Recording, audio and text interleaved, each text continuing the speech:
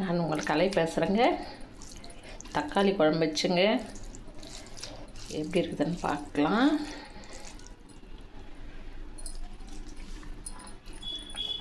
ரொம்ப நல்லா இருக்குதுங்க. நாங்கள் இது எப்படி செய்யுதுன்ட்டு பார்க்கலாம். வீடியோக்குள்ளே போகிறதுக்கு முன்னாடி முதல் முறையாக நம்ம சேனலை பார்க்குறவங்க சப்ஸ்கிரைப் பண்ணிங்க, கீழே பெல் பட்டன் அழுத்திங்க. அப்போ தாங்க நான் போடுற வீடியோலாம் உடனுக்குடனே உங்களுக்கு வரும். வாங்க வீடியோக்குள்ளே போகலாம்.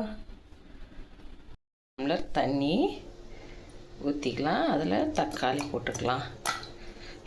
தக்காளி முழுசாக கட் பண்ணாதே போட்டு வேக வச்சுக்கலாம்.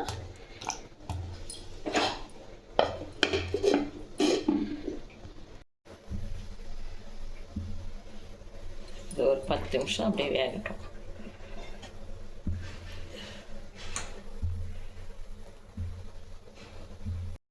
நல்லா வந்துடுச்சு பாருங்கள்.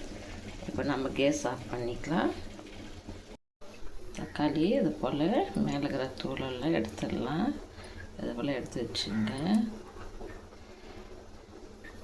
ஃபுல்லாக எடுத்துட்டோம். இப்போ நம்ம மிக்சியில் போட்டு இது அரைச்சி எடுத்துடலாம்.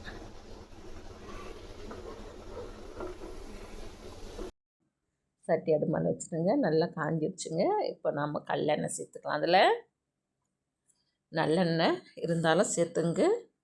என்கிட்ட கல்லெண்ணெய் இருக்குது, நாங்கள் சேர்த்துக்கணும். நல்லா காஞ்சிடுச்சுங்க எண்ணெய். கடுகு போட்டுக்கலாங்க. அதோட காஞ்சி மிளகா 2 கிள்ளி போட்டுக்கலாங்க. நல்ல ஒரு பிடிக்க அளவுக்கு வெங்காயம் சேர்த்துக்கலாங்க. வெங்காயம் எவ்வளோ போடுறோமோ தக்காளி குழம்பு அவ்வளோ நல்லா இருக்குங்க. நல்லா செவந்து வர அளவுக்கு நம்ம இதை வதக்கணுங்க. பாருங்கள், ஒரு கண்ணாடி பதத்துக்குள்ள அதையும் தாண்டி நல்லா கலர் வரணும் வெங்காயம். அதுபோல் வதக்கணும். எப்படி வரணும் நல்லா. இதில் பச்சை மிளகா ஒரு 4 போட்டுக்கலாங்க. இதை முழுசாக போட்டிங்கன்னா படப்படன்னு வெடிச்சிடும். இது போல் கட் பண்ணி போடுங்க. காஞ்ச மிளகாயும் போடணும், பச்சை மிளகாயும் போடணுங்க. அப்போ தான் டேஸ்ட் ரொம்ப நல்லாயிருக்கும். நல்லா கலர் பாருங்கள் எப்படி வந்துடுச்சு. இப்போ கறிவேப்பிலை ஒரு இஞ்சி எடுத்து போட்டு நல்லா அதையும் சேர்த்து நல்லா வதக்கணுங்க. இது கொஞ்சம் நேரத்தையாக இந்த தக்காளி குழம்பு வச்சிடலாங்க. ஒரு பக்கம் இட்லி ஊற்றி வச்சிடலாம். ஒரு பக்கம் தக்காளி குழம்பு நம்ம தாளித்து எடுத்துக்கலாம். சாதம் மாற்றினாலும் நல்லா இது அரிசி மணி கழுவி வச்சு வச்சுக்கோங்க. பாருங்கள், தக்காளி நம்ம ஆற வச்சு மிக்சியில் அரைச்சி வந்து ஊற்றிட்டுங்க. அந்த ஜாரை கழுவி அந்த தண்ணி ஊற்றிட்டு சாம்பார் மிளகாய் பொடிங்க, உப்பு,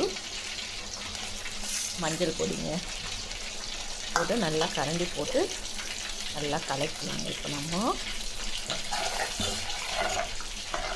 திக்காக இருந்துச்சுன்னா உங்களுக்கு தேவையான தண்ணி சேர்த்துங்க. அதில் அதுக்கேற்ற காரமும் போடுங்க.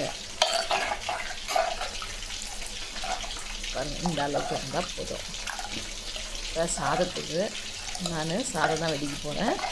சாதத்துக்கு வச்சு கொத்தி சாப்பிட்றதுக்கு அவ்வளோ நல்லா இருக்குது. நல்லா கொதி வந்துடுச்சுங்க குழம்பு. ஏன்னா நம்ம தக்காளி ஏற்கனவே வேக வச்சுட்டு இருக்கிறோம். ரொம்ப நேரம் நம்ம கொதிக்க விடணும்னு ஒன்றும் இல்லை. இது நல்லா எப்படி கொதிக்கிறப்ப நம்ம சட்டியில் சமைச்சாவே அதோட ருசியே எதுவும் இல்லைங்க. கொத்தமல்லி கொஞ்சம் தூவிக்கலாங்க. குழம்பு நல்லா சுண்டியும் வந்துடுச்சு. கொதிக்க கொதிக்க ஊற்றி சாப்பிட்டோம்னா அவ்வளோ நல்லா இருக்குங்க. கேஸ் ஆஃப் பண்ணிக்கலாங்க. பாருங்கள், நம்ம சட்டியில் சமைக்க வச்சு இன்னும் ஒரு 5 நிமிஷத்துக்கு இந்த கொதி அடங்காதுங்க. நல்லா கொதிச்சுன்னு இருக்கும்.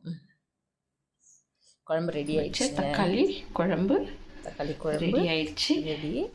நீங்களும் இது இட்லி தோசைக்கு பாருங்கள், பூரி சப்பாத்திக்கெல்லாம் கூட நல்லா இருக்குங்க. நம்ம இதை சாதத்துக்கு தான் இப்போ சாப்பிட போகிறோம். போயிட்டு வந்து பேஜாராகுது. அப்படியே ஒரு 10 நிமிஷம் செஞ்சு முடிச்சுட்டு போயிட்டே இருக்கலாம். சாப்பாடெல்லாம் எடுத்து வச்சுட்டுங்க. சாதம் நம்ம வச்சு தக்காளி குழம்பு, கொத்தவரங்காய் பொரியலுங்க. இது அவ்வளோ நல்லா இருக்குங்க. கொத்தவரங்காய் பொரியலும் உடம்புக்கு நல்லது.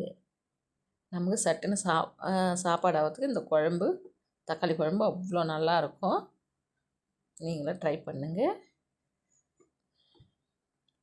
சுட சுட சாதம் இருந்துட்டு தக்காளி குழம்பு ஊற்றி சாப்பிட்டோம்னா எவ்வளோ சாப்பிட்றேனே தெரியாதுங்க, அந்த மாதிரி இருக்குங்க இது. நல்லா தளர்ற ஊற்றினு பிசிஞ்சு சாப்பிட்லாங்க. காரம்லாம் திட்டமாக தான் இருக்கும் இதில்.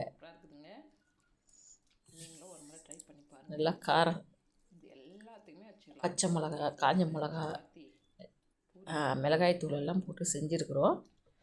நல்லாயிருக்கும். நம்ம அடுத்த வீடியோவில் சந்திக்கலாங்க.